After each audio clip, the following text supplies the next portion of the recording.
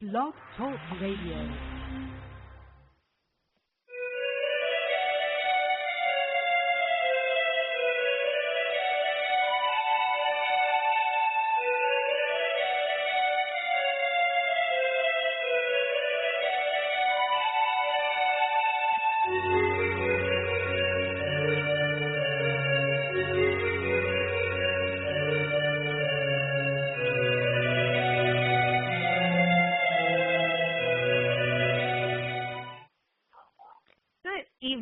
Welcome to Desperate House Witches. This is Dorian, and as always, my lovely sister, Raina. I know, I forgot it. How the fuck are y'all? By the way, for new listeners, people just tuning in, if you are sensitive to strong language, you might want to turn the volume down. Turn it down. You may want to turn the shit off is what you're actually trying to say. If y'all can't stand it, turn the shit off because I don't care. This is the nature of having your own show. You can say what the fuck you want, when the fuck you want to say it, how the fuck it's going to be. Did I make it clear? Yes, it's perfectly clear. Give your shout out, because I got a shout out to give too. Okay, cool. Yeah, I gotta give my shout out to my cousin Jessica. If you're listening already, I'm gonna send you a knuckle sandwich and a bag of chips. Love you, Jess. Love you, Jess. Okay, I want to give my shout out, and this is going to turn into a thing I can tell. I want to give a shout out to the wonderful band that is the Dragon. Really? I lost. I had it and then I fucking lost it. I want to give out a shout out to our friends, Witch Doctor Utu and the Dragon Ritual Drummers. I want to give a shout out to them. I love these boys. I think they're hilarious. They were kind enough to give us a shout out on Wednesday when they were over on Hex. So I'm going to do a perpetual shout out for my Dragon Ritual Drummers. Huzzah, huzzah. I love them bastards. Anyway, so it's fucking Friday. And what? I gotta give a shout out to my boyfriend who I missed. You know, that my secret boyfriend. Don't tell anybody but Drago. Drago called in like just as I hung up. So I'm sorry, Drago, I didn't get a chance to talk to you. But we love you. We love you. Yeah, we love you. We love you. And call in. You can call in on our show even if you're not the guest, guys. So don't be afraid. Feel free to tune in and call in because we will talk to you bastards. We love you. You are just a band of beautiful boys. We love you a bunch. Anyway, okay. Okay, so part 2, we are now into segment 2 of what the fuck happened to Raina with this fucking crazy asshole at work. Okay? Yeah. If anybody was listening last week and heard me bitch about someone expressing a racist attitude that I work with, that asshole made things even worse yesterday by going off on a toot and trying to get a rise out of me by having an onslaught of a racial commentary. And this is not a black-white thing. This is a against everybody thing. I guess he's trying to show me that his bigotry is all-inclusive, amazingly enough. This fuckwad is eventually going to trip himself up in front of somebody of importance and get his happy ass fired. Now, the thing is that I didn't want his happy ass to get fired because his wife is about to have a child. and I didn't think it was fair for me to cast my dispersion, even though he brought it on himself. I didn't think it was fair to usurp an entire family for one fucktard. However, considering this jerk-off has not learned his fucking lesson, I'm asking my friends to throw a little energy that justice be done and that this fuckwad has to go look for work elsewhere. Because I don't have to tolerate sexism, I don't have to tolerate racism, and I'm a white bitch. I could, you know what I'm saying? It's not like I can even say I understand the struggle. I got white bitch struggle. That's a totally different type of struggle, and I can't even compare it to the struggles of other people. So I'm not going there. But what I'm saying is, I don't have to tolerate anybody treating anybody like shit, whether it's a sexist thing against gays or women or whatever, or a racial thing or an ethnic thing, which, as we know, are not the same thing, but people get that shit confused. That's all right. We're here to teach you. Anyway, well, I'm just saying. So, I'm finally at a point where I'm about to ask for justice to come on down. So, y'all join me in that. Do me a little karma, a little step on the gas with that karma deal, if you would, and give me a little pump up here, because this bastard is going to have to figure out that, guess what, your racist bullshit attitude is not welcome. This is the 21st fucking century, and you white men with your thumbs up your asses who are looking down at everybody else, y'all need to go. Y'all need to go, because it's bullshit. We don't have to put up with it. If you think about it this way, maybe, okay, this is my theory. It's like, I'm sorry, but I'm not going to shut my mouth to that.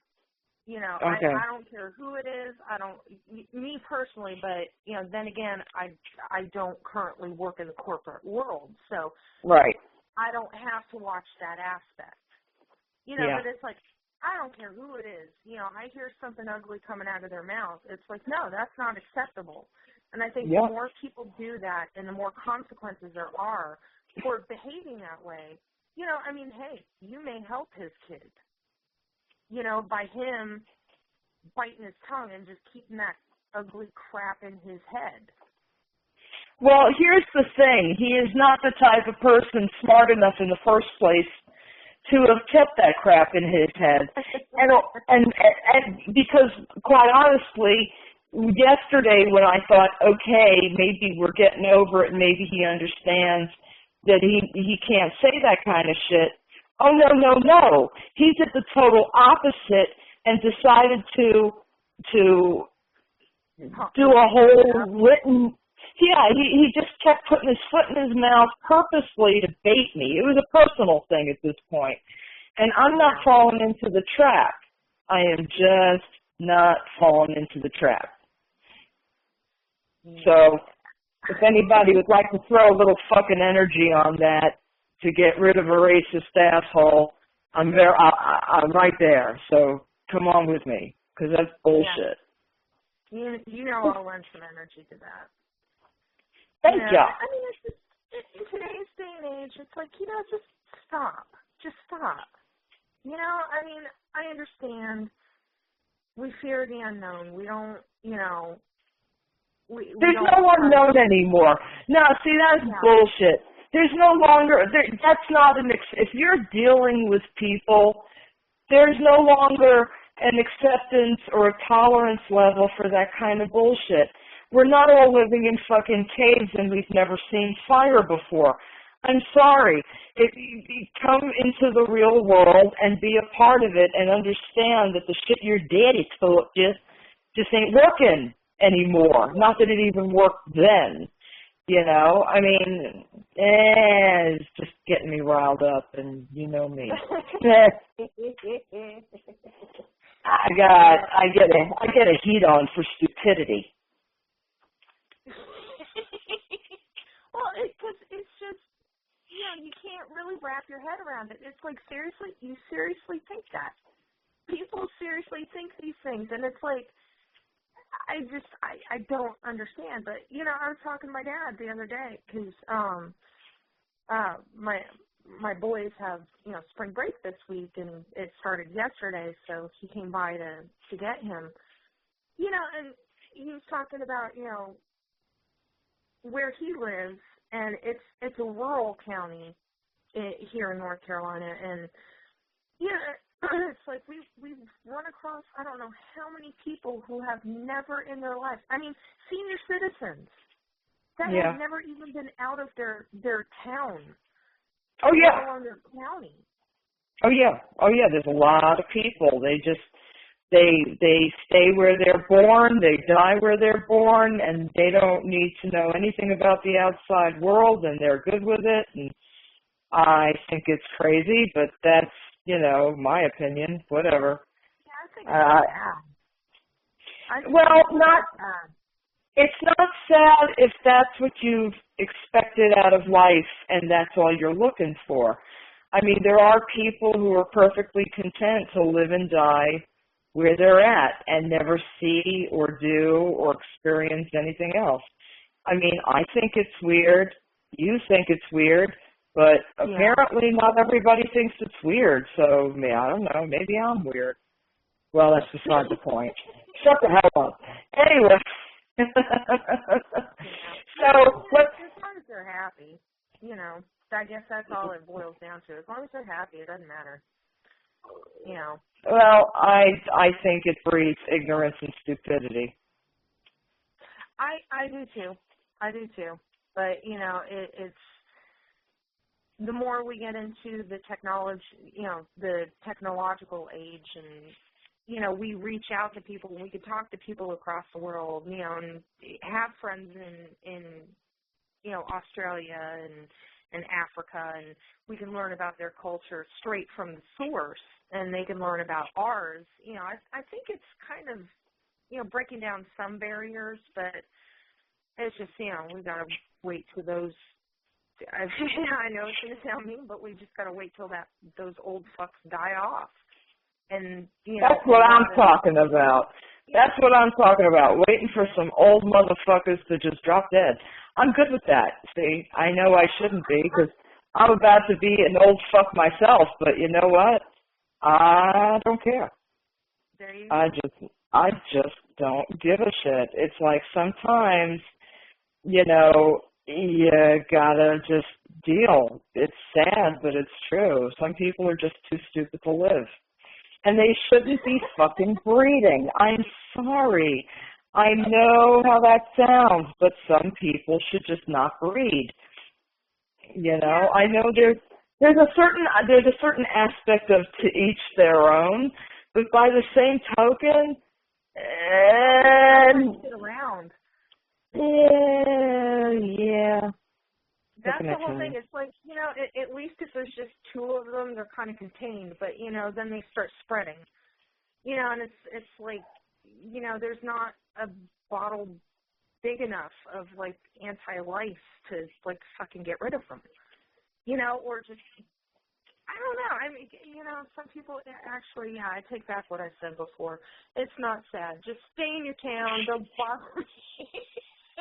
Thank you. That's what I'm saying. Motherfuckers, if you're going to be an ignorant bitch, be an ignorant bitch on your side of the fucking street and leave my happy ass alone. There you go. I'm just saying. Usually I try to approach it from a nice aspect, but you are pulling me closer and closer to your circle. Come to the dark side. That's right.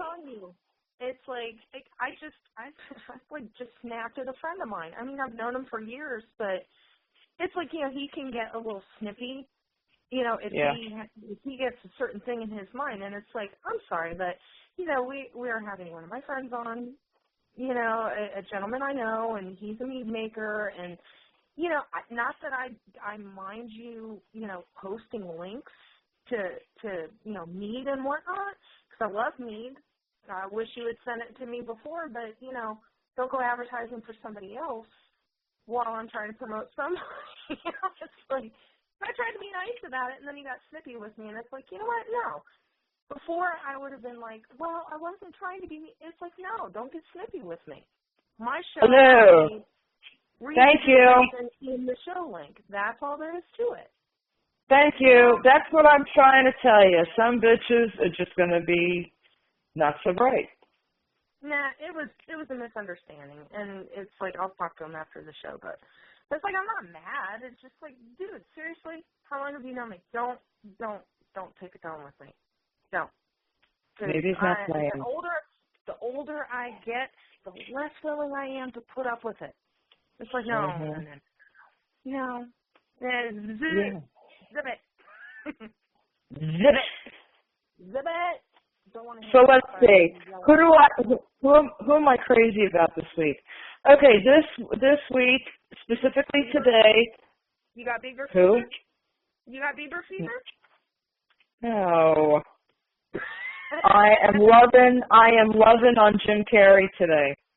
Oh, Jim Carrey, and I am not a Jim Carrey fan, but you know what? I am today. Because he went after Fox News.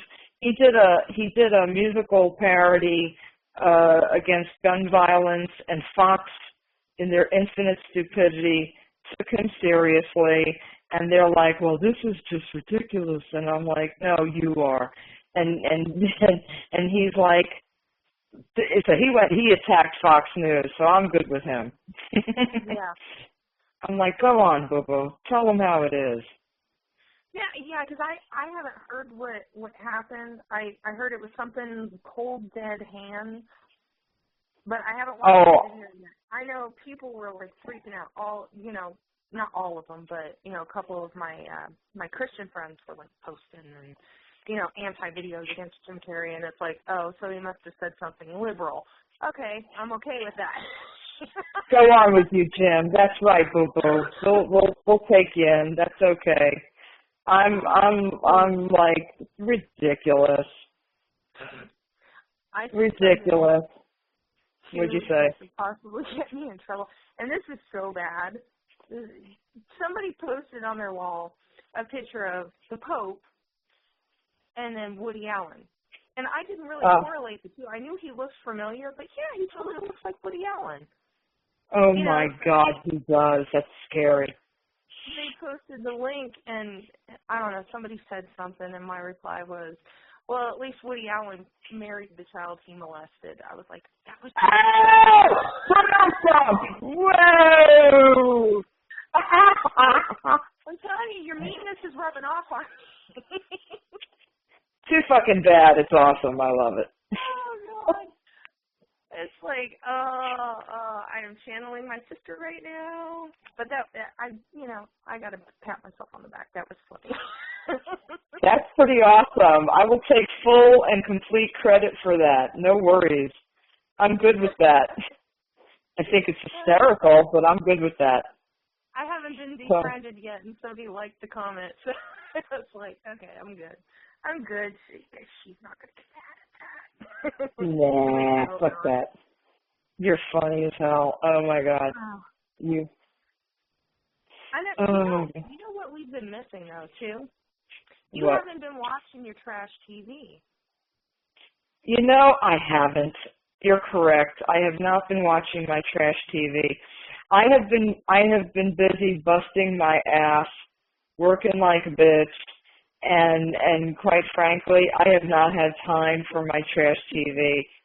Shame on me. I really need to get back into the groove. I need to get back. You were saying? No, you I was going to say, because I don't have cable, and I've heard people talking about this Duck Dynasty thing. So, God. I'm going to put that on your list. I don't care about no Honey Boo Boo. I want to hear about this Duck Dynasty. Well, here's the thing about Duck Dynasty. All the fucking morons I work with watch it. So I'm really reluctant to, even bother with it because I'm thinking it's going to be all Republican right-wing bullshit. Somebody correct me if I'm wrong. No, seriously. Somebody correct me if I'm wrong because I will take the clue and watch it if we can prove that I won't throw up in the first 20 minutes. Just saying. Just saying. That's why I don't watch anything. I mean, it's like I watch TV. We haven't had cable in, God, almost 4 years now. And it's like I really It's been a while. Yeah, you're Yeah. not missing much. Trust me, you're not missing much. I mean, I'm a idiot. I have to have TV only because, well, that's who I am. What can I tell you? Don't get me wrong. I went through withdrawals because for most of my adult life, you know, I've had cable TV, and it's like even if I'm not watching it, it's on in the background. You know, now it's like, you know, I can watch my shows whenever I want, you know, because there's, let's see, Netflix, and we've got Roku, and all kinds of stuff, you know, so I don't really miss much, you know, and we catch up on like Walking Dead and Game of Thrones, which is coming back on Sunday. I'm so excited. I am too. It's like my favorite thing. Well, one of them anyway. I am like, somebody please gut that little bastard Jeffrey. Oh my God. I know. I know. I totally agree. I can't wait until they figure out when his demise is because I just can't stand that little bastard. Oh, Karen in the chat room said, Duck Dynasty is actually kind of amusing in a Swamp People meets The Apprentice sort of way.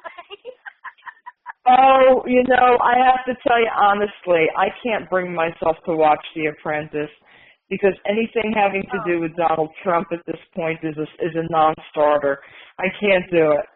I can't. He nauseates me beyond words. I can't handle the Trump.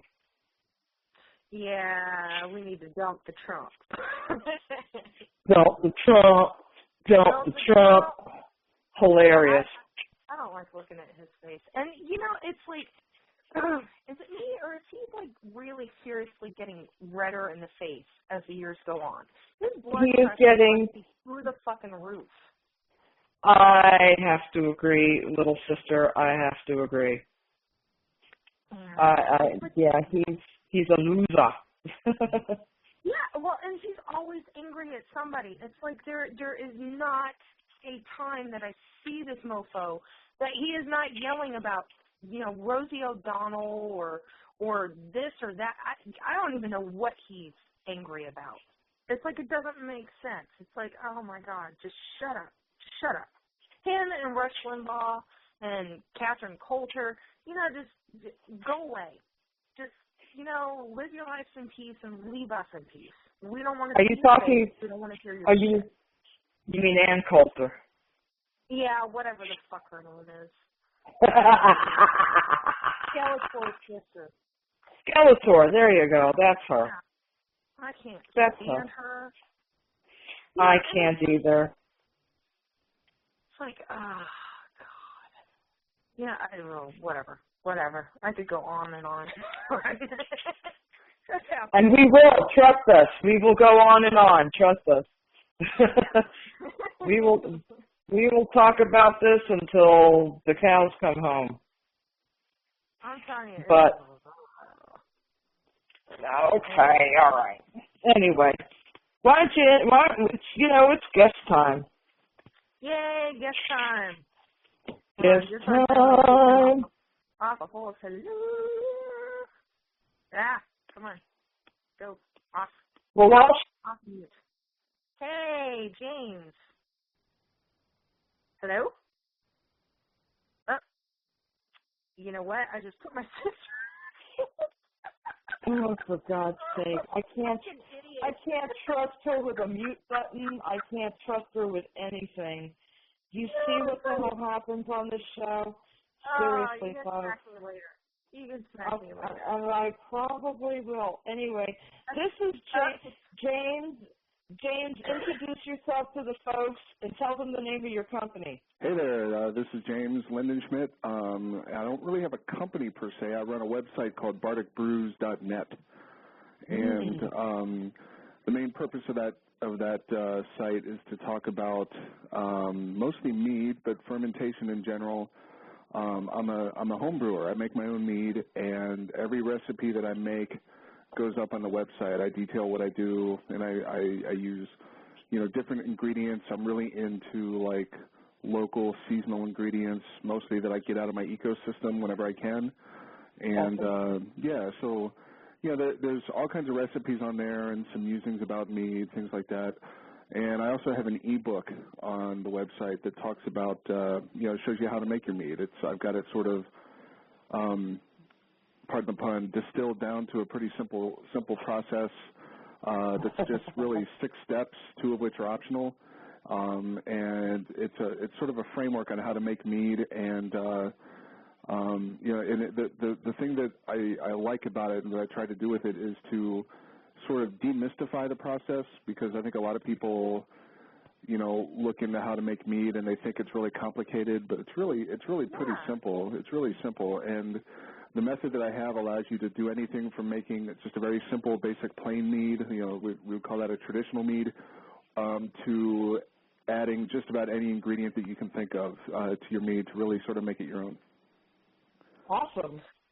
That's awesome. Now, do you use like local honey? Yeah, absolutely. And the thing about mead is when you're making mead, generally there's very, very few ingredients. I mean, at its bare minimum, you're talking honey, water, and yeast. That's all you need to make mead. Yeah. So the quality of each ingredient becomes really, really important. And that's particularly true with the honey and also the water. We'll talk about that in a minute, I guess. But with the honey, it's sort of problematic now, because there's a lot of people know that our bee population is sort of in crisis, and it has been for a few years. So we have you do have to be careful about the honey that you're using. And I always say that the best possible honey you can use for your mead is honey that was harvested skillfully and responsibly out of your local ecosystem. What I generally recommend is, and plus, I mean, to make mead, especially once you get into it, you're going to go through a lot of mead. I mean, I use probably anywhere between a half gallon and a gallon of mead per batch that I make, and I make 3-gallon batches at a time. So I'm going through, on average, probably, maybe 15 gallons of mead per year, just as a home brewer. Wow. Yeah, so it goes quick. So really, in some ways, the hardest part of mead making is finding a good source of honey. And so generally, what I recommend is just ask around, go to a local health food store. Chances are they have some local honey, and find out where the honey maker, where the apiary is. That's what you call somebody who makes raises bees and makes honey. And get in touch with them and go and scope them out and talk to them and find out. And in my experience, if you've got a local beekeeper that is into it, they will love to talk about what they do with you. And especially once they know that you're taking it seriously and you want to do cool things like make mead with their honey, they're in general more than happy to talk to you about it. So finding a good source of honey is really important. And and as you get into it, you'll find there's different varietals. There's wildflower honey, and one of the people that I get honey from up here in Maine, where I live, is he has this raspberry honey, where basically the beehive is in the middle of a huge raspberry field. So the bees go and they get all the nectar from the raspberry plants, and sure enough, the honey that comes from that, you can taste the raspberry in the honey. It's so cool. Oh my gosh. Yeah, so you can find all these different varietals. There's clover honey, wildflower honey, anything you can imagine. Some of the best mead in the world for mead making comes from Scotland, and it's heather honey. Where the bees get the heather. I mean, one of the things that I like to say about mead, it's sort of a catchphrase that I came up with a while ago, is that mead is the highest alchemical expression of an ecosystem. Ooh. So I'm going to repeat that. Mead is the highest alchemical expression of an ecosystem, because it starts off with honey, right, which itself is, honey is almost like the lifeblood of an ecosystem, right, because it comes from all the plants that are around it. That's what the bees do. They go around and they pollinate the plants, and they get them, they get everything, and they come back to the hive, and that's how the honey is made. So the honey is a direct reflection of what's happening in the ecosystem. Right, so you're starting with that, and you're using that honey as the sugar for your fermentation. Because when we humans make alcohol, there has to be some kind of a sugar. So for mead, it's honey. If you're making wine, the sugar comes from grapes. If you're making beer, the sugar comes from, malted barley or some other grain that you extract the sugars out of. So anytime you have alcohol, it started off as sugar on some level. Oh. And I didn't know that. Yeah, and this is kind of, this is not how to market mead, okay? But if you think about or alcohol in general, but if you think about what it is during the fermentation process, you have yeast, right? And it literally eats the sugar that's in the liquid, and what comes out the other end is alcohol. So alcohol is yeast poop, okay? So and you can tell I'm not a marketing guy, right? But that's a pretty accurate description of what's happening. So with honey, you have something that already is to me it's one of the most profound foods that we have on the planet available to us. There's this whole sort of movement that's almost like this mysticism around beekeeping and things like that. There's this book out there called, I believe it's called The Sacred Way of the Bee or something like that. I don't think I have that title quite right, but if you talk to a beekeeper, they'll be the first ones to tell you that if you're pissed off or agitated or upset or something like that, don't go near the hive because you're going to get stung, right? Wow. The bees pick up on that energy, so if you are going to deal with bees, you have to watch your energy, and so there's this whole energy system really with honey and bees that is really attractive to me, because that's totally in tune with my sort of my worldview about why we're here as humans on this planet, and we exist as part of our environment and our ecosystem and our habitat, and we have to interact with it well. So when you start with something as sort of high level, I'll use that term, high level as honey, and then you transform it into something else, that's sort of where the inspiration for that phrase, mead is the highest expression, alchemical expression of an ecosystem came from. Huh. That's so cool. I love that saying. This did not ever, so this never occurred to me ever. I just figured honey, mead, yeah, okay. And never, I always learn something from our guest. Yeah. And I have to, because completely right. Bees are, no bees, no food. No bees, no anything. No bees, no life. Let's be clear. If the bees are gone, we're in trouble. Let's be clear. And there's a lot of theories now about what's going on, but it's pretty clear that the way that we're growing food now in our culture and in the planet is not coincident with a healthy bee population. The pesticides and the GMO foods and all that kind of stuff. We're in trouble if we don't make some changes, and that's clear pretty much everywhere you look. And if you look at bee populations, that's one place to see that what we're doing is not going to be sustainable. Exactly. We're trying to manufacture everything. Right. Yeah.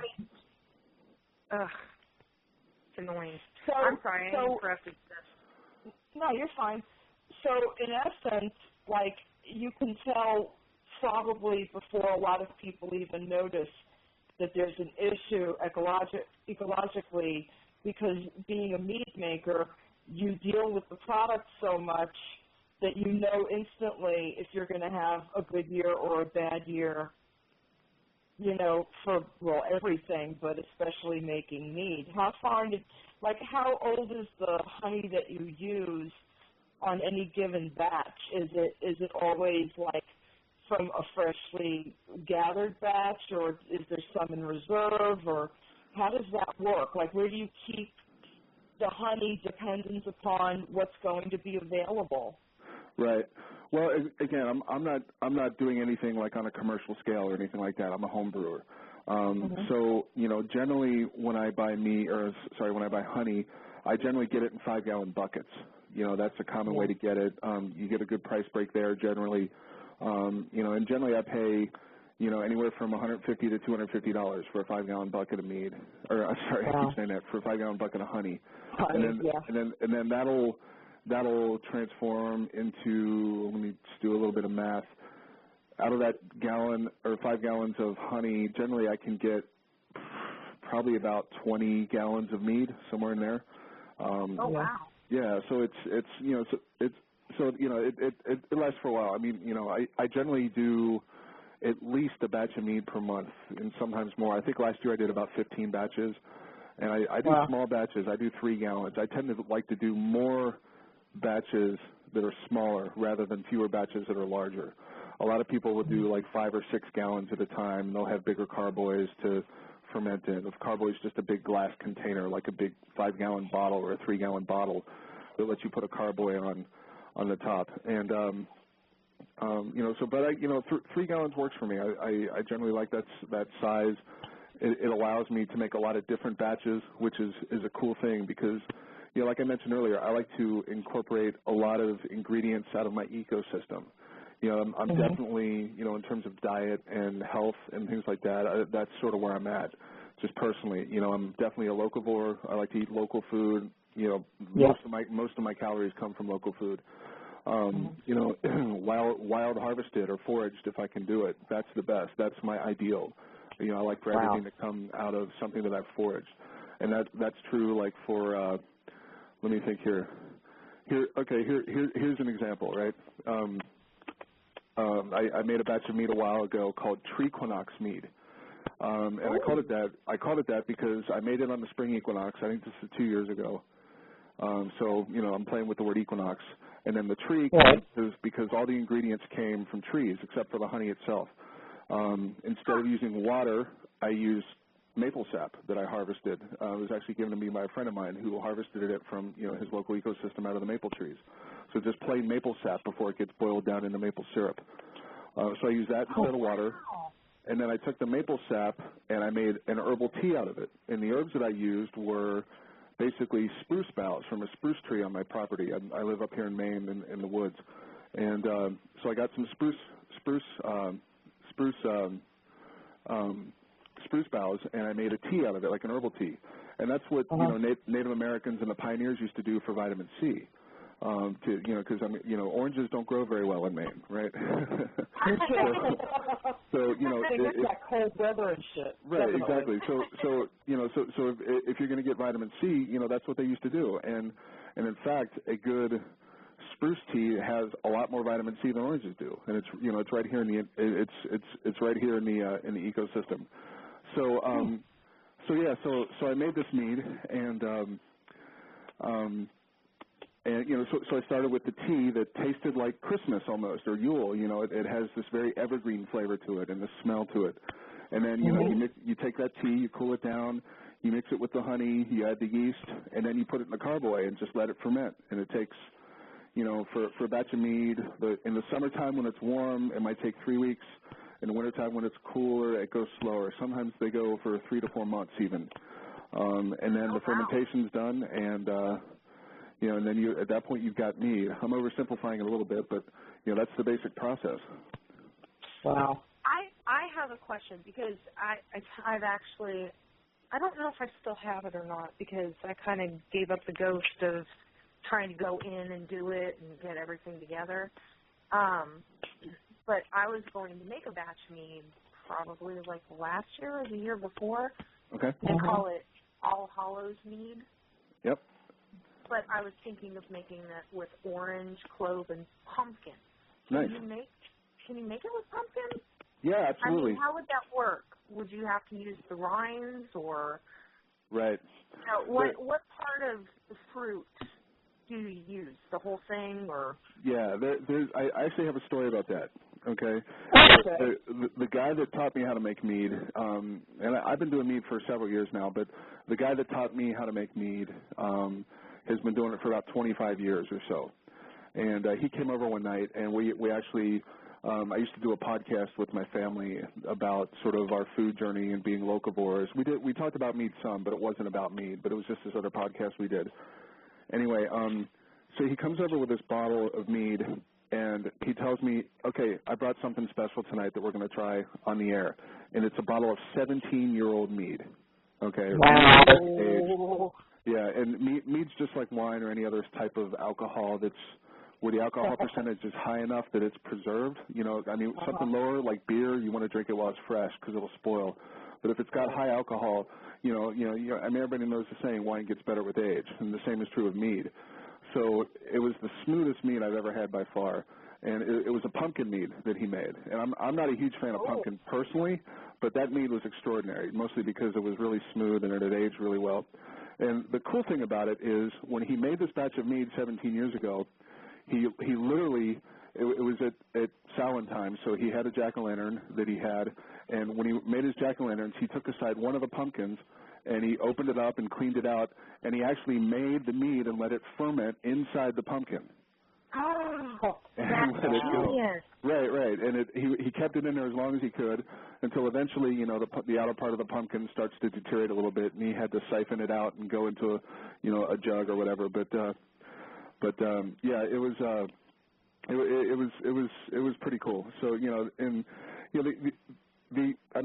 to me, stories like that just go to show you that, I mean, humans have been making mead literally for thousands of years, really tens of thousands of years. I mean, mead has existed as far back in history as we can see. Mead is part of the human experience. I mean, it's just hardwired at this point because we've been doing it for so long. So we had mead before we ever had a word for sanitation, before we ever had a word for, carboy or fermentation or anything like that. It's very easy to do, and you don't need to be intimidated by the process. If humans were doing it 10,000 years ago, you can do it in your kitchen. I promise. It's really not that hard. I've got another question because what I did now, I don't have a whole lot of extra money to go around, so I tried to do it on the cheap. And I've got most of the stuff to do it, but I went to a water bottle company. Okay. And I called ahead. It was, local around here.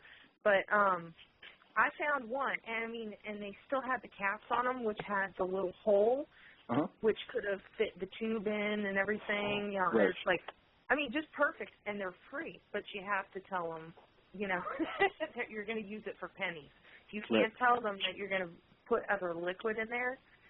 But, they're the thick, heavy plastic water bottles. Are those okay to use?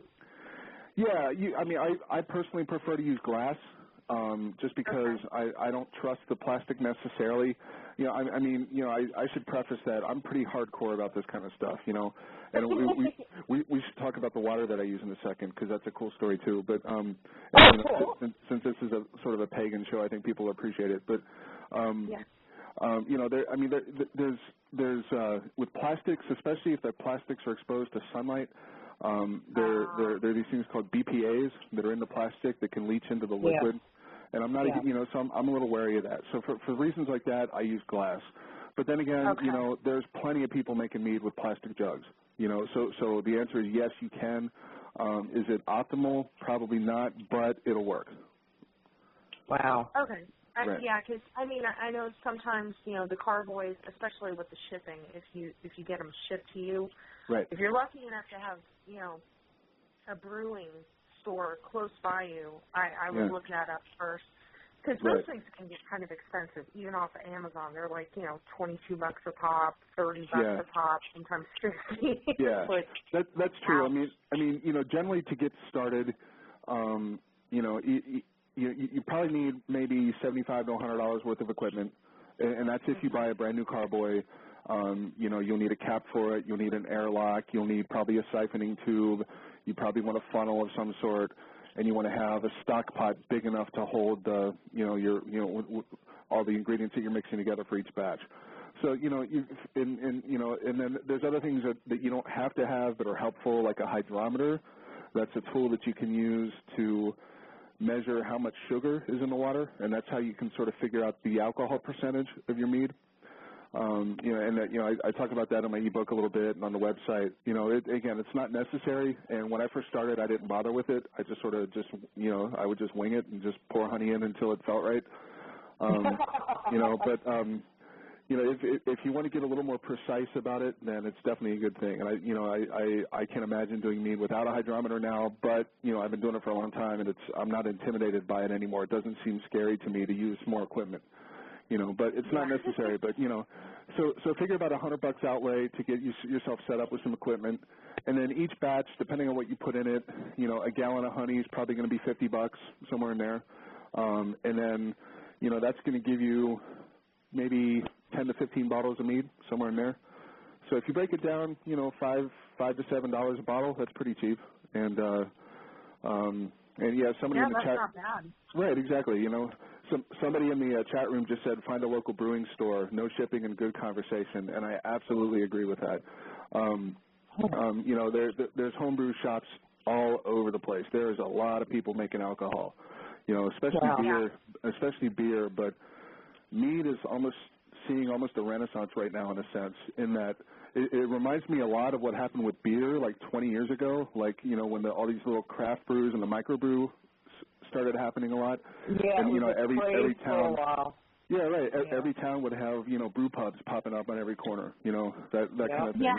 And I think you're starting to see that some with mead. There's meaderies popping up all over the place. And, most towns have a meadery nearby. I'm sure there's one near you in North Carolina. Up here in Maine, there's 3 or 4. So if we've got 3 or 4, then, I know other places are more populated to have them too. Mm-hmm. That's awesome. Now, with the yeast. Yes. Can you just buy, like, if somebody's just giving this a shot? Right. And I'm just playing devil's advocate here. Right. Before we go into the water story, because I haven't forgotten about that. Okay. What kind of yeast should you use? Can you use, like, regular bread yeast? Can you get it out of the grocery store? Do you have to get a special kind? Yeah, great question. Obviously, if you go to a brew store, they're going to point you in the right direction. But for somebody who doesn't have all this stuff available. Right. Yeah, you can absolutely use bread yeast. I've never done it personally, but, yeast is yeast. I mean, the same stuff that makes bread will also make alcohol. In fact, you don't even need to buy yeast necessarily. There are techniques you can use, and this is what our ancestors did, because we didn't even know that yeast existed until maybe 150 years ago, until we got microscopes. We had no idea what yeast was. It didn't even register. We just thought it was sort of, this magical process that if you, make sugar water in the right way, then someday you'll have alcohol. It just sort of happened. And, it wasn't until, we got microscopes and, what are all these little things swimming around in my water? That's yeast. Okay. But yeah, there are techniques that, wild yeast that's in the air, just airborne yeast you're breathing it right now. Everybody has yeast. There's yeast all over the place. You can harness that. Is that why my ass is spreading? Yeah. Oh my God. For real. For real. I think that comment's going to get a rise out of people for sure. Thank you. All right, I'll be here all week, right? But 1 point for James. That was good. There you go. That took me a second to get that. Yeah. But yeah, no, there's different kinds of yeast, and there's different strains that have been cultured over the years, and they have slightly different characteristics, different flavors. They'll tolerate alcohol in slightly different ways. In other words, like if you use something like a champagne yeast, right, that is more tolerant of higher alcohol levels than other types of yeast. So if you want to make a really strong yeast, like up about, say, 17, 18, 19% alcohol, you would use something like a champagne yeast, things like that. I'm writing that down. There you go. The yeast I like to use, my favorite yeast for making mead is made by Red Star. It's a yeast company, and it's a strain called Montrachet. Red Star Montrachet. That's what I like to use. And that's I pay like I don't know, it's like 30 cents for a packet of yeast at the brew shop. It's really inexpensive, and it's readily available, and that's just what I like. In fact, I haven't even really experimented much with yeast. I pretty much use that for most, if not all, of the batches that I've made, and I have no complaints with it. But yeah, I mean, the different yeasts will have different characteristics and different flavor profiles, different fermentation times, different alcohol tolerance, and things like that. And alcohol tolerance is something we should talk about really quick too, because it's kind of an interesting story. So we talked earlier about how alcohol is yeast poop, right? So if you think about if you think about a batch of mead that's fermenting, and you think about what's happening, right? You have all the yeasts in there that are eating up the sugar, excreting the alcohol, and gradually creating an environment where there's less and less sugar and more alcohol, right? That's what fermentation is. That's what happens. But eventually, that alcohol percentage is going to get high enough that the yeast can't survive anymore, and the yeast die off because there's too much alcohol, which is a very interesting metaphor. Can you think of another organism that gradually pollutes its environment to the point where it can't survive anymore? Yeah, us.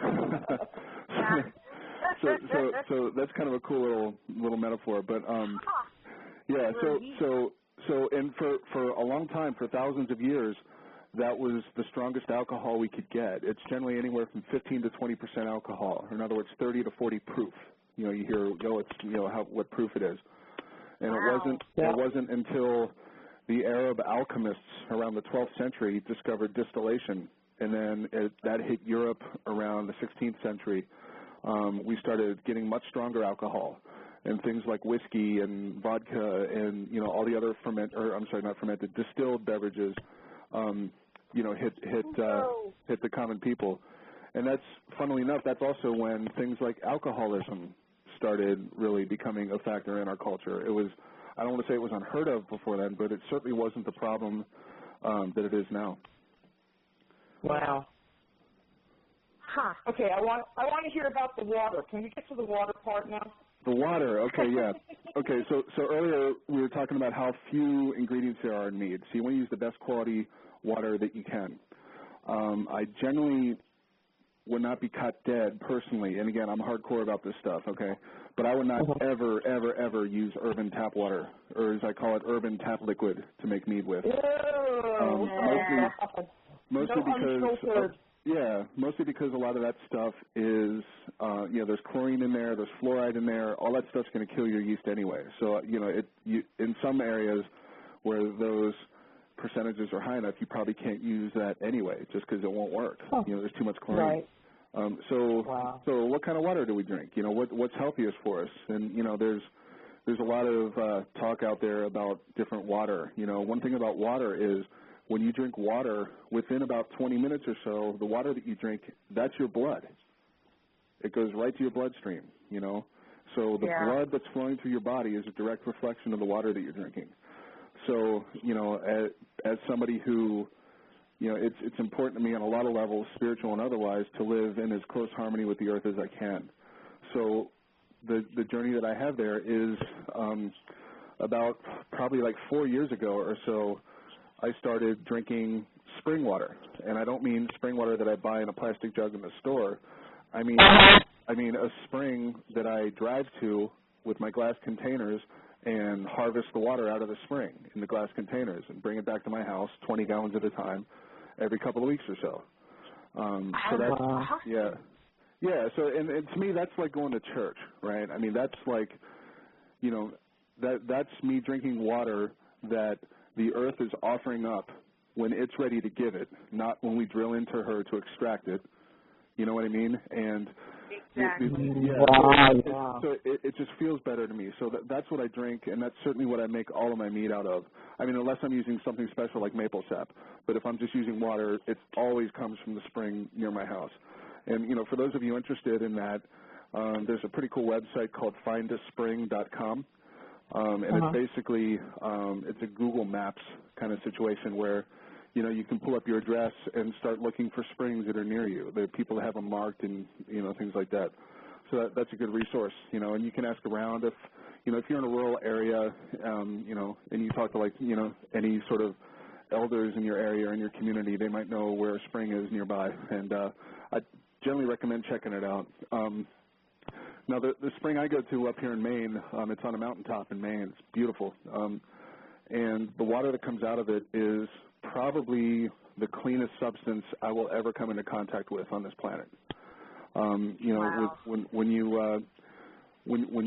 you're analyzing water, one of the things that you do is you figure out how much stuff is dissolved in the water, right? Because that's what water does. They call it the universal solvent, and just about everything will dissolve in water. I mean, not everything, but almost everything will dissolve in water.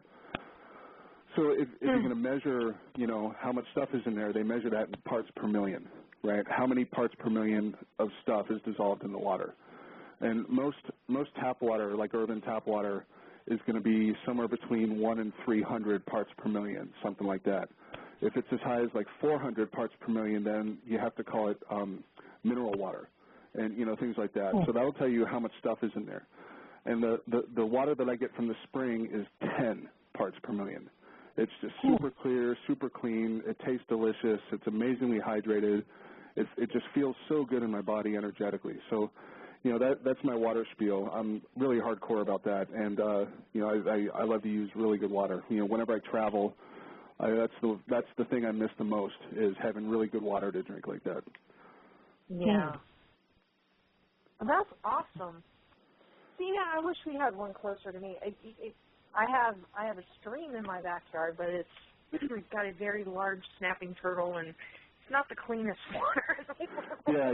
You have to be careful you have to be careful with streams. The thing about a spring, the thing that makes a spring unique, is that the water comes from deep in the aquifers of the earth, deep in the bowels of the earth, where it's literally encased in stone. These huge aquifers. And, springs are really magical places because, there's a whole sort of mysticism thing around water because, even scientists, it's like there's some really puzzling things about water. Like most things, when you freeze them, they shrink. And as they heat up, they expand, and eventually they become a gas. But what happens when you freeze water? Like if you put water in the freezer, what happens? It gets bigger. It's the opposite, and that's the only substance that scientists know of that does that. It's really kind of strange, and that has to do with how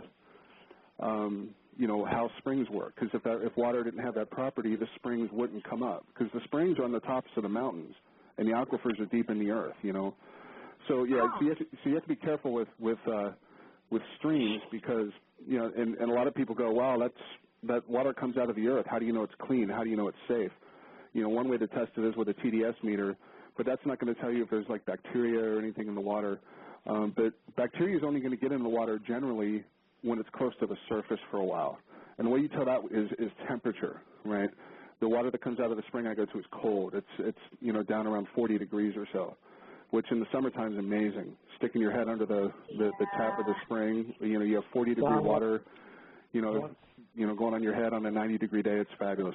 And the colder the water is, that tells you it's coming from, coming directly up from the aquifers, and it's not been airborne.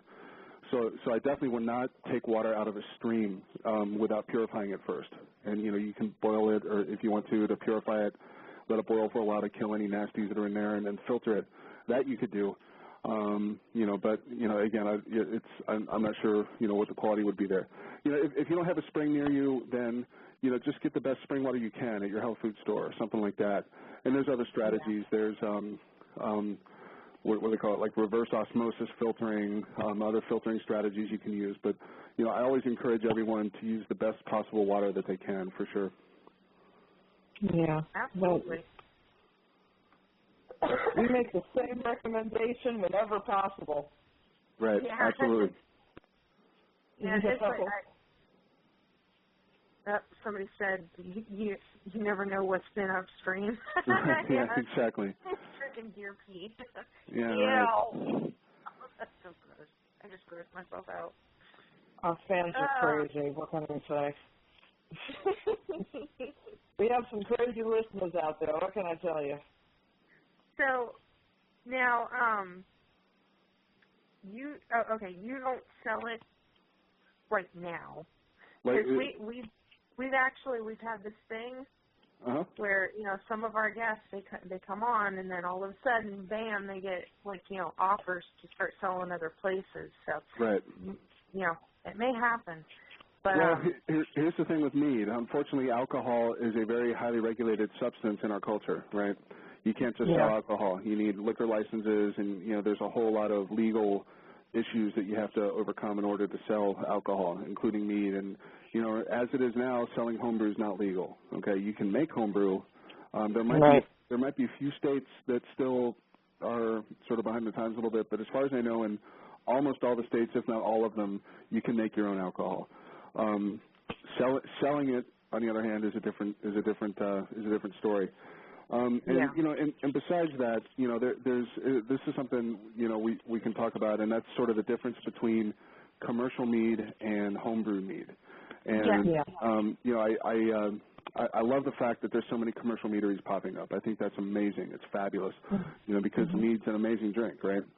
But if you think about practices and what is scalable, I mean, I make small batches. I do 3-gallon batches with my spring water and all that. If I went to go commercial and I'm making, you know, 500-gallon batches, 1,000-gallon batches, you know, I'm not going to go in my car and collect spring water for 1,000 gallons of mead, right? It's just not practical, you know. So, and then furthermore, you know, one of the things I do with my meads, and, you know, if you go to bardacbrews.net and look at my recipes, you'll see I'm really, really into herbalism, and I totally incorporate a lot of herbalism into my meads as well. And that gets trickier on a larger scale as well. You know, so there's things that you can do on a homebrew scale, I think, that don't scale up very well to commercial production. It just doesn't work very well. It's not practical. And, you know, out of all the meads that I've had, let's say the top 10 meads that I've had, probably 9 of them were homebrewed, if not all 10. I think there's stuff that you can do in small batches that you know, like I said, that just don't scale up. So that's a benefit, I think, of homebrewing mead, and that's why the site that I have, I encourage everybody to make their own mead, or at least, you know, get into a community that has people that make mead, and that's the mead that, you know, that to me, that's the pinnacle. If you can do that, that's the best quality. Now, that said, I don't mean that as a slam to commercial mead, because commercial mead's great. If you're going to get a commercial mead, chances are the public the market for that mead would want something that's consistent, right? So if you get a blueberry mead from the meadery down the road, you pretty much know what it's going to taste like because you've had it before. So, you know, whereas with home brewing, every batch is different, you know what I mean? And that doesn't necessarily scale up. So the thing that I love and respect about commercial meads is the good ones anyway have got it dialed in. You know, it's consistent. They're very, very precise about it, very almost scientific about it. You know, they're measuring the pH. They're measuring the alcohol percentage. They're, you know, timing everything very, very precisely, and they get very good quality that way. And then they can distribute it well, and they've got all the paperwork done, all the legal hurdles have been overcome, and they can legally sell it. You know, and I mean, the more mead there is, the better, as far as I'm concerned. And, you know, there's definitely space for commercial mead, you know. I mean, I make my own, and I know a lot of people here, a lot of friends of mine make it as well. So most of what I drink is homebrew, but every once in a while, you know, I'll get a chance if I'm out for dinner or something like that, and the place has mead on the menu, and that's happening more and more, I'm happy to say. Then I'll get a glass of, you know, commercial mead with my dinner, and that's fabulous. Yeah. Well, tell me about quality as far as flavor and stuff when you drink something that somebody else is making commercially as opposed to what you're making as a home brewer. I'm sure you're seeing a huge difference in flavor and content. And I mean, is it just better to really make your own and maybe only have a commercial mead once in a while? Well, you know, I mean, it depends on what's available to you. I mean, you know, if you get into it, you know, I mean, to me, I was making beer for a while. I was sort of a beer brewer, and then you know, my friend, you know, that I talked about earlier with the pumpkin, he taught me how to make mead, and I made my first batch of mead, and that was it. I literally haven't made beer since. I totally fell in love with mead, and that's what I'm into now. You know, so you know, but you know, it requires some work and some attention. I mean, it's not like, you know, you're not slaving away for hours and hours and hours on each batch or anything like that. But you know, you have to keep up with it. So if you're willing to put that time in, then you're going to have some great homebrew, and it's awesome. You know, for you know, bringing the gatherings, and you know, it's awesome at Yule time for gifts, and you know, you know, it's you know, it's good to have around, I think. And you know, to me, it's another way. I'm going to use a big loaded word here, but it's another way to embrace the sacred, right? Because to me, when I make it from scratch using ingredients from my ecosystem, that alcohol becomes sacred, which is something it's something that's desperately needed in our culture, given how we treat, you know, alcohol. Most people think of alcohol in our culture. They're thinking of frat boys puking in the bushes, or a homeless guy with a wino with a plastic or with a paper bag, passed out in the alleyway, or date rape, or whatever. There's all these negative or 50-year-old grumpy guys with beer bellies, or whatever. And so I think our as a culture, I think our relationship with alcohol is a little unbalanced. And I'm not a like a counselor. I'm not a substance abuse counselor or anything like that. But it would be very interesting to me to try and experiment with alcoholics, right, and teach them how to make their own alcohol, and say, okay, you're not allowed to drink commercial alcohol anymore because it's too readily available. It's there. It's just something you buy and you chug it, and it's gone, and that's it. That's not a good relationship with it.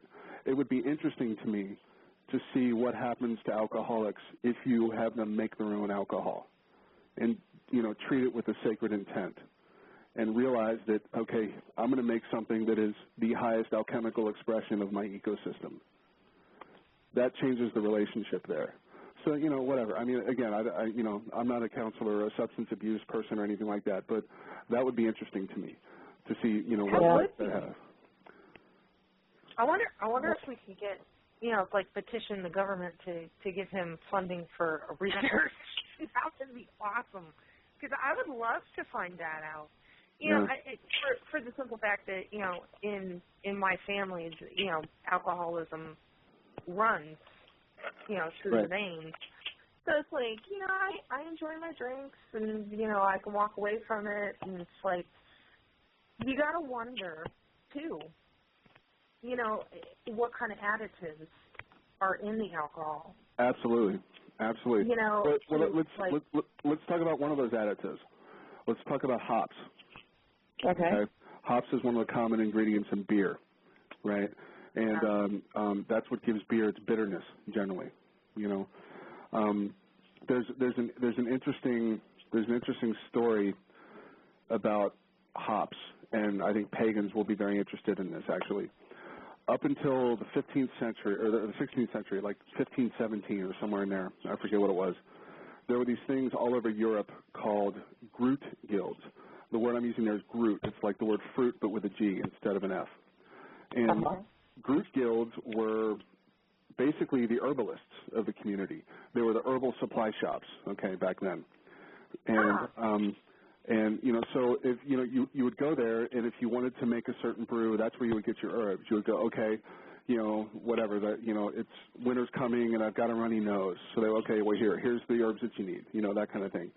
And, and they would take that, and they would make alcohol, and they would, you would almost go to the healer or even to the pub, really. I mean, not like pubs like we have now, but, the sort of the community center, and you would go and you would get an ale for what was ailing you, right? And alcohol was seen as part of the healing process. Okay, so in 1517 in Germany, they passed a law called the Purity Act.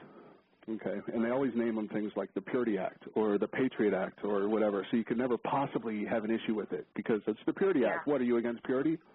So Good now point. so the Purity Act said, okay, legally speaking, beer, and they didn't know about yeast at the time, so you got to remember that beer is water and barley and hops, and if it's not water and barley and hops, it's not beer, legally speaking. And if it's not beer, we can confiscate it, right? And so basically they said that all beer has to be made with hops, is what they said in this law. And virtually overnight, the Groot guilds that were around before then were wiped out. And we lost a sort of an essential part of how we dealt with healthcare. And keep in mind, at the time, this is the 1500s, where things like capitalism is starting, the scientific revolution is starting, the Enlightenment is starting. So it's this time of transformation, and also the witch hunts were starting. So all the village healers were being burned at the stake, and their craft, the supply shops, were made illegal. And so it's this transformative time in our culture. And so alcohol, and also at the same time, that's when distilled high alcohol beverages started to show up a little bit within a few hundred years of this time anyway. So our relationship with alcohol changed quite a bit. It went from something that is part of our health, part of our healing, and became, something where, let's get shit-faced this weekend, rah, Yeah, and there was a shift there. So, when I first got into mead, before I got into mead, when I was doing beer, I wanted to sort of experiment with that. And, and it's interesting that they mandated that it had to be hops that were in the beer, okay? And the reason for that is hops is like any other herb. It's a plant. It's an herb, right? And the reason we use that herb in our beer is, number one, it's a preservative, which is good. That's one of its good properties. And another good property is the bitterness. It does add a nice flavor. I mean, it's kind of an intense flavor on its own, but when it's done well in a beer, it adds a nice layer to it, flavor-wise. But hops are also a sedative. It puts people to sleep. Hops reduce the sex drive in people. Oh. No hops for you. Right.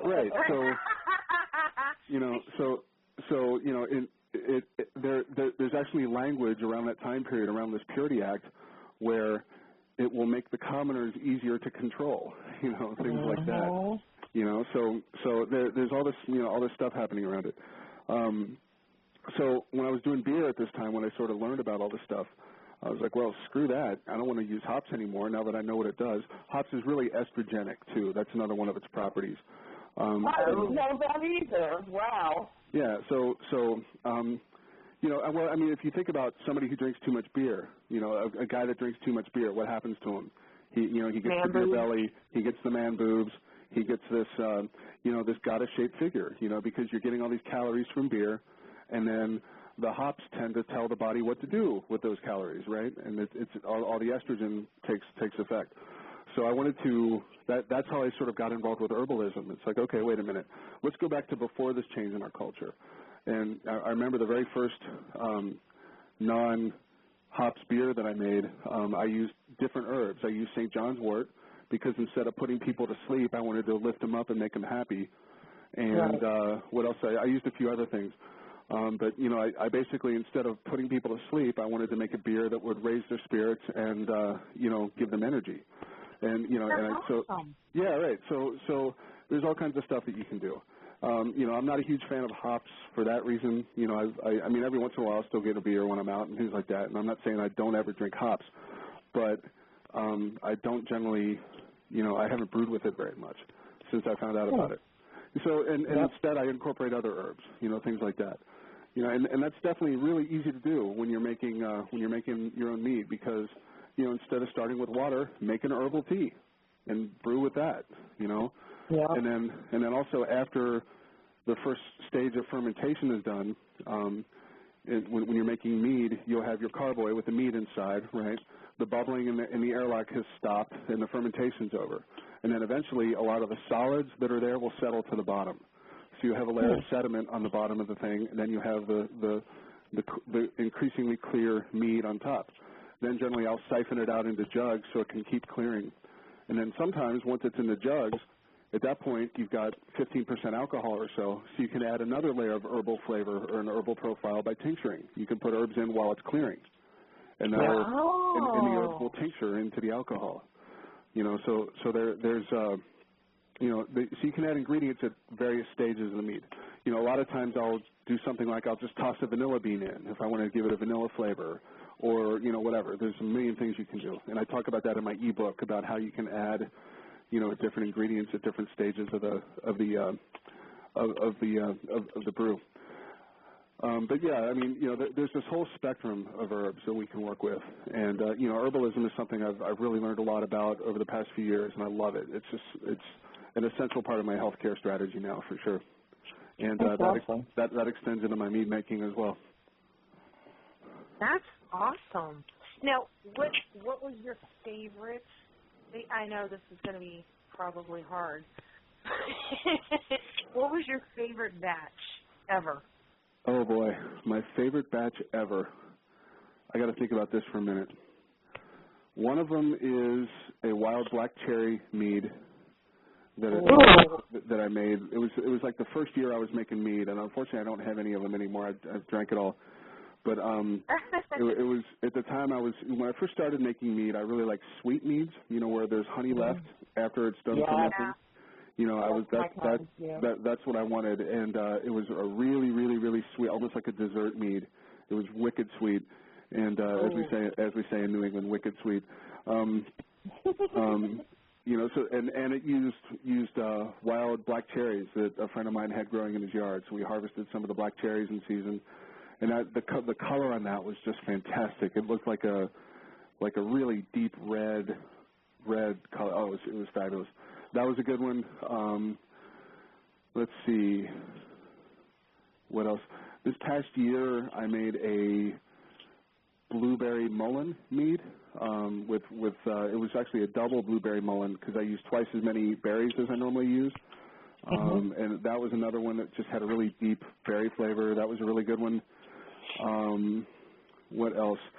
One of my it didn't necessarily taste the best, but one of my favorite batches was I made a batch called Coca-Cola mead. Really? I really did, and you know, and I was reading about Coca-Cola, and I read how original Coke was made with cola nuts from Africa and coca leaves from South America, right? So I actually found a place that sells coca leaves from South America, and you know, if you don't know, coca leaves is where the cocaine comes from. You can pull cocaine out of the coca leaves.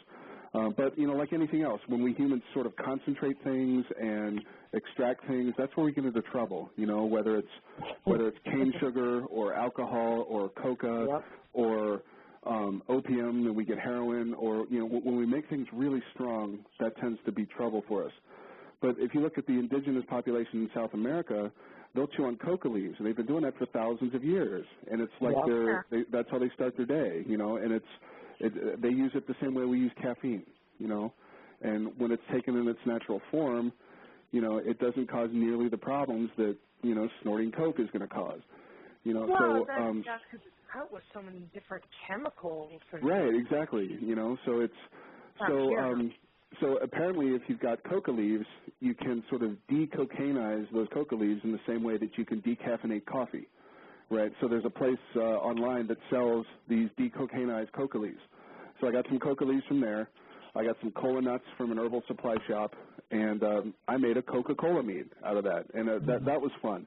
The flavor on that was kind of, the flavor on it was kind of interesting. It was, I have a few bottles of it left, and I decided I want to let those age for a few years before I drink them again, because it was pretty intense. But you know, that was a fun one. It wasn't necessarily the best flavor of the meads that I've made, but it was certainly one of the most interesting ones.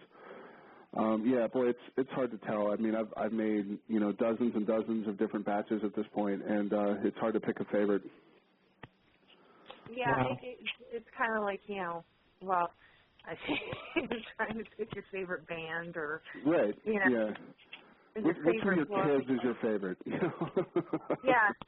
Which of your children do you love the most? Right, exactly. Oh, God, that's too funny.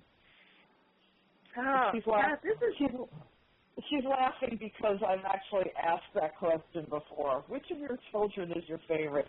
Nobody ever answers me. It's just one of those devil's advocate things I'm known for. Yeah, it's like, I can't say that. No, I'm just kidding. You're so funny. Because on different days, it's a different child. I went through having two sons as well. It's different on different days. Right. Yeah. The same is true with mead. I mean, different days, I prefer different ones. I mean, because with mead, there's such a wide variety of flavors. I mean, even before you start adding stuff to it, like berries and fruits and herbs and all the other stuff, even just with a plain traditional mead, it can be sweet, it can be dry, it can use this kind of honey or that kind of honey or different yeasts and all that kind of stuff. So there's this huge wide spectrum of flavor profiles that you can get with mead. And I think more so really than other forms of alcohol. I mean, because, you know, if you look at beer, I mean, you know, if you compare something like Bud Light to something like Guinness, right? There's obviously a difference there, you know, but in both cases it's still beer to a degree, and there's a lot of similarities between them. But with mead, I think there's a wider possibility, just for the reasons we talked about earlier. You can get a really dry mead at maybe a low alcohol content. That'll be like kind of a refreshing sort of summer drink, or you can get a really strong mead with that's really sweet, you know, and that's like a dessert thing that you would, like a liqueur almost, that you would sip. Yeah, like a port. Yeah. Right, exactly. And that's before you even start adding things to it, like blueberries or apples or whatever. You know, I mean, you can add anything you want in with mead, and I've done a lot of them for sure. That's awesome. You know, I'm not necessarily a fan of beer per se. Right. I like a good Hefeweizen. Right. I will drink that. That's a wheat beer, yeah. Yeah, exactly. I like the wheat. I am not a fan of the hops. Right. Yeah. You know, I'm sure I could drink it in like a tea or something. Right. You know, for benefits. You know, especially since I'm edging closer and closer to that time of a woman's life. Right. But what are you trying to say? I'm saying, well, if it has estrogen, you know, I got to look into that, because I bet that combined with Damiana would be a really good menopause tea. It might be. I don't make it. I mean, the thing about I should clarify that it's what's the term for it? Xenoestrogens. That's what hops has. They're xenoestrogens, and they're it's basically a chemical that's close to estrogen, but not exactly the same. But it fools our body into thinking that it's estrogen, if that makes sense. So it's. I mean, it passes. Like if you don't need estrogen, it passes as estrogen. But if you do need estrogen, then it's not going to fulfill that need. And again, I'm not a chemist, so I don't really understand it fully. But I would definitely encourage you to check it out. I mean, Google it, you know, or herbalism hops and see what pops up. You never know, you know. Yeah, that'd be cool. Right. Especially since her older sister here is at that time of life. Hello. Just saying, I'll take all the help I can get. There you go. I will mix some tea up for you. I'm like the alchemist of the family, so. Nice. Yes, she is. Nice. Yeah. Yes, and actually now I've got a good word, a Buddhist. Did you say? A what? A Buddhist. What was Groot. Groot, is that what you're talking about? Yeah, there you go. Yeah. I'm sorry. I lost the word. There you go. Oh, my God. Well, this has been so much fun. And informative, I have to say. I've learned some stuff that I did not know. I really have a greater appreciation. Well, I can't say that every mead maker is the same, just as every mead isn't the same, but right. I have to say, James, I'm really impressed, and I learned something. I mean, I love it when I learn something, because I don't know shit about shit. And the way you describe, well, seriously, though, the way you describe, you know, the spiritual connection in what you do, it would never have occurred to me that someone would feel that way about making, you know, an alcoholic drink. And it just makes sense, and I love that about you. Excellent. Yeah, so you've gotten a fan. I'm a fan, and I like mead, so you've got me as a double fan, double times over, because I'm just like so impressed, and I love it when I learn something like that. It just makes me feel like, yeah, you know what, there are people that actually think about what the hell they're doing and why they do it, and that's really important to me. So thank you for doing that. Excellent. I'm glad you enjoyed it. A couple quick things, if I have a minute. Is that okay? Oh yes, absolutely. Okay, cool. One thing is, I just want to reiterate that I really encourage people to make their own mead. You know, and I know I've said that already, but that's really important to me. And one of the reasons that I say it, especially if you buy my ebook to learn how, then I expect one day we'll meet in person and you'll share your mead with me. So really that's an ulterior motive that I have is everywhere I go I want people to bring me mead, because I really want people to make some mead. And the other thing I want to talk about is up until very recently, my website is called bardicbrews.net, and it's really sort of focused on the brews part of Bardic Brews. And, and there's a lot of information about how to make the mead and the historical context of it and, some spiritual, rants or ramblings that I have.